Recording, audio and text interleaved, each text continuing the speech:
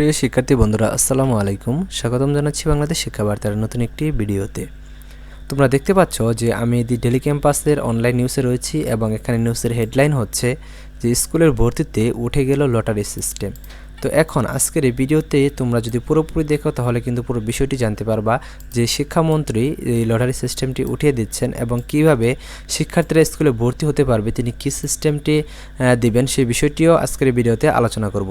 তো তোমরা যারা শিক্ষার্থীরা রয়েছে অবশ্যই প্রথম থেকে শেষ পর্যন্ত দেখার চেষ্টা করো, তা না হলে কিন্তু পুরোপুরি জানতে পারবা না এবং বুঝতে পারবা না যে শিক্ষামন্ত্রী আসলে স্কুলের ভর্তিতে কী সিস্টেমটি তিনি চালু করতেছেন।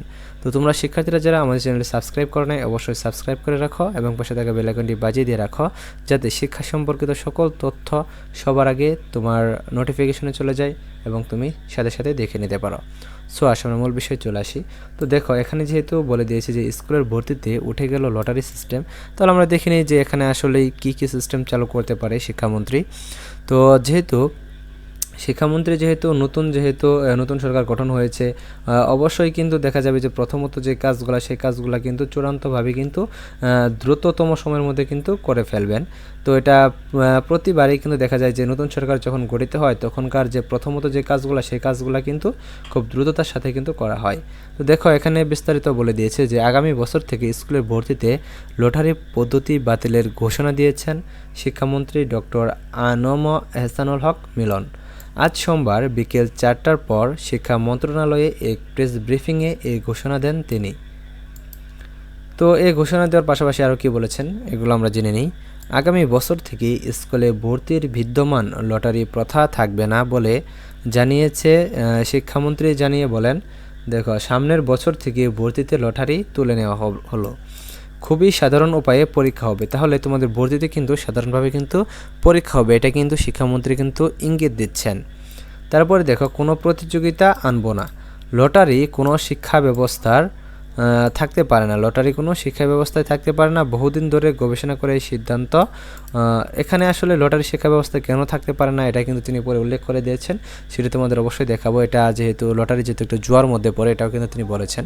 তো দেখো, অংশীজনদের সঙ্গে আলোচনা করা হয়েছে, সামনে আলোচনা করা হবে।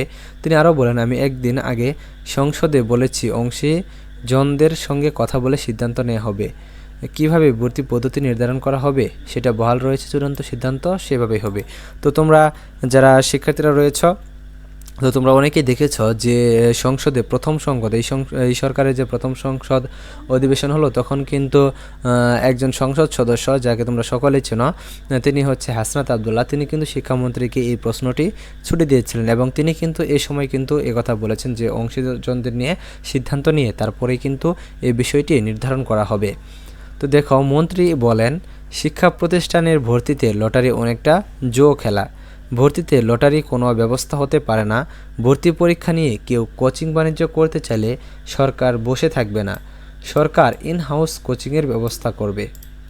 এর আগে সংবাদ সম্মেলনে বিশ্ববিদ্যালয় মঞ্জুরি কমিশন ইউজিসি চেয়ারম্যানের নাম ঘোষণা সহ ঢাকা বিশ্ববিদ্যালয়, রাজশাহী বিশ্ববিদ্যালয়, চট্টগ্রাম বিশ্ববিদ্যালয়, জগন্নাথ বিশ্ববিদ্যালয়ের নতুন উপাচার্যদের ভিসি নাম ঘোষণা করেন শিক্ষামন্ত্রী।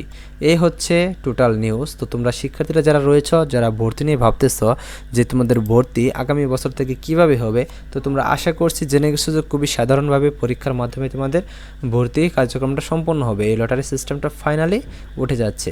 তো তোমরা যারা শিক্ষার্থীরা এখনও আমাদের সাথে যুক্ত হয়ে যাওনি, অবশ্যই আমাদের সাথে যুক্ত হয়ে যাও পরবর্তী শিক্ষা সম্পর্কিত সকল আপডেট পাওয়ার জন্য। ধন্যবাদ সকলকে পুরো ভিডিওটি দেখার জন্য।